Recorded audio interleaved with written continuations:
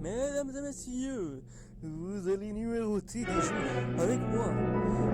Vous êtes prêts? C'est parti. Ça c'est FNAF 1, ça c'est FNAF 2, ça c'est FNAF 3. Ça c'est FNAF 4, et ça c'est FNAF World, et ça c'est Sister Vacation. Et ça c'est FNAF 6, et ça c'est l'Ultimate Custom Night, et ça c'est L. Ça c'est Special Delivery. Ça c'est Freddy in Space 2. Ça sera Security Breach. Et j'ai même pas parlé des bouquins. Et j'ai même pas parlé de tous les produits dérivés.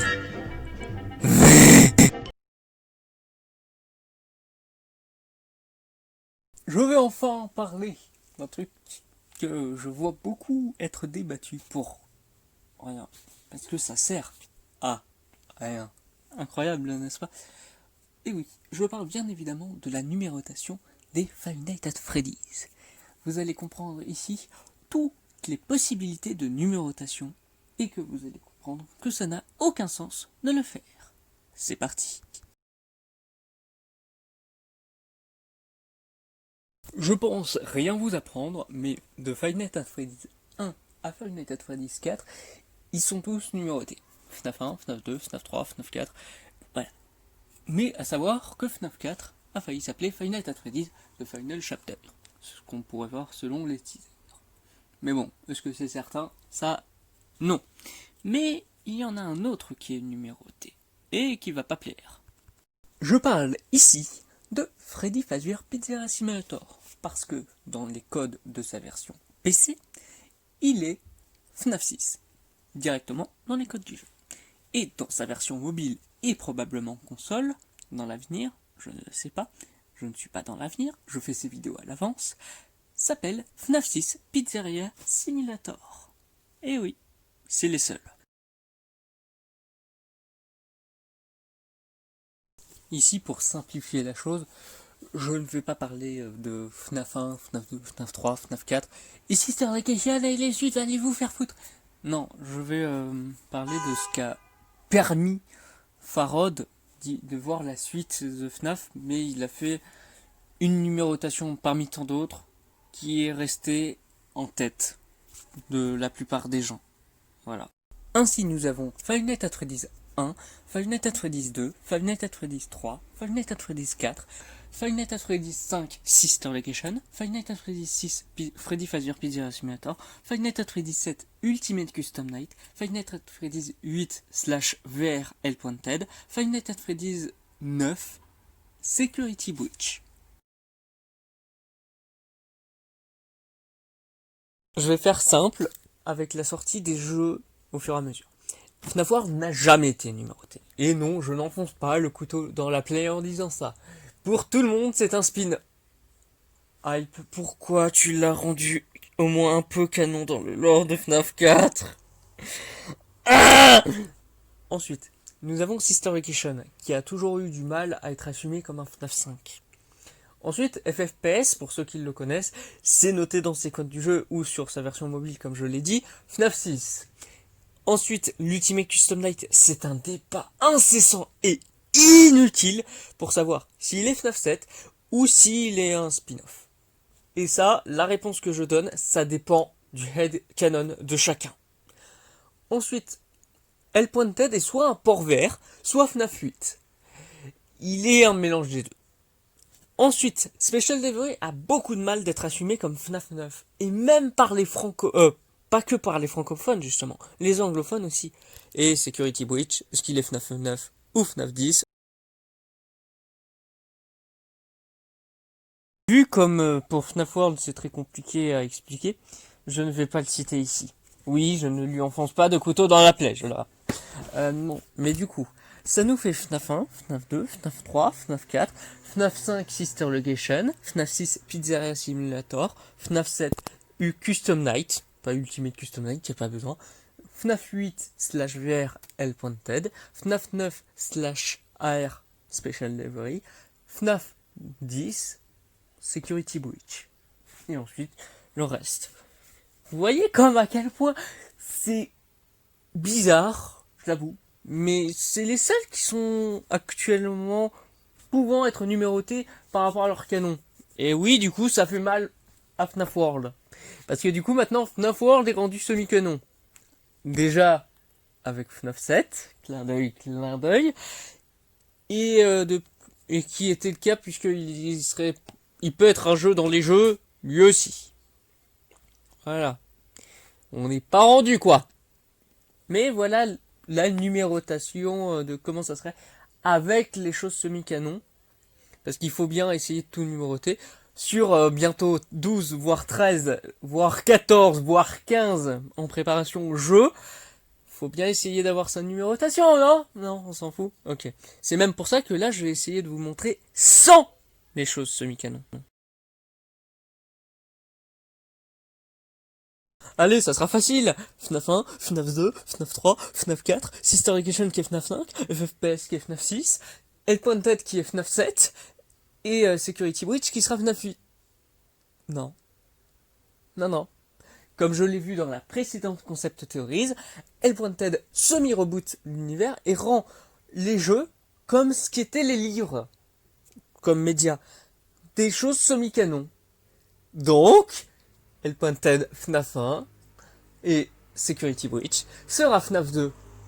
Non, attends, c'est un semi-reboot, donc on refait comme avant. Non, parce que Hellpointed est aussi un jeu dans l'univers, donc le seul vrai truc, c'est Security Breach. Final 90, Security Breach. Regardez, il n'y a même plus de numérotation depuis FFS. C'est peut-être pas pour ça. Et en plus, regardez, FFS ou FNAF 1, FNAF 4, ils sont numérotés dans le lore. Mais oui, c'est ça. En fait, il y a que Security Breach qui est le seul vrai numéroté dans la... Après, oui, on aura Final 4 Freddy's 2, une tomate. Genre, ça peut faire fou.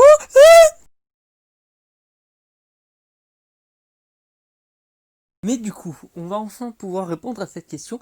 En fait, la numérotation dans FNAF sert à savoir quels sont les jeux qui sont canons.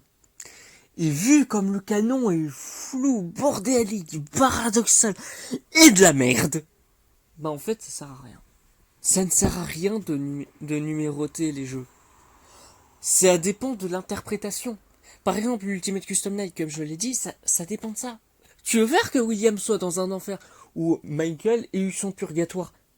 Pas très bien. Ultimate Custom Night et FNAF 7. Ah, pour toi c'est un jeu ultime juste de customisation. Ok, bah c'est Lucien. C'est pas un jeu canon. Hellpointed, c'est un port vert. Ouais, mais il y a aussi Glitch Rap et tout. Ça dépend de l'interprétation. Arrêtez d'essayer de dire c'était le jeu. Non, arrêtez de numéroter les jeux. Je sais que c'est tellement plus simple de dire on va parler de FNAF 9. Non, parce que ironiquement, même plus. Parce que qu'est-ce que c'est FNAF 9? Pour certains, ça serait Special Delivery, pour d'autres, ça sera Security Breach. Et ben, c'est même pour ça que je trouve que ça peut être intéressant. Si vous voulez parler d'un opus en particulier, depuis que la numérotation officielle dans les titres ont été retirées, utilisez les sous-titres. Oh, regardez, c'est Sister Education. T'as la flemme? Appelle le SL. Ok, ça fait un peu de merdier avec le Survival Logbook. Mais le Survival Logbook, comme il s'appelle Security barré Survival Logbook, tu peux l'appeler SSL. Bon, d'accord, c'est pas très très joli. Mais t'es pas censé le dire. Là, je dis Sister Education, ça change rien. Du coup, vraiment, arrêtez de numéroter les FNAF depuis Sister Education. Ça ne sert à rien. Le seul but de numéroter, c'est si tu veux perdre les gens. Bah oui, comme je l'ai dit, une telle numérotation, un tel chiffre appartient à tel jeu selon certaines personnes et un autre pour d'autres personnes. Incroyable. Et donc, il faut arrêter d'essayer de les numéroter. C'est même pour ça que je vais essayer de vous montrer plusieurs numérotations en une seule pour expliquer.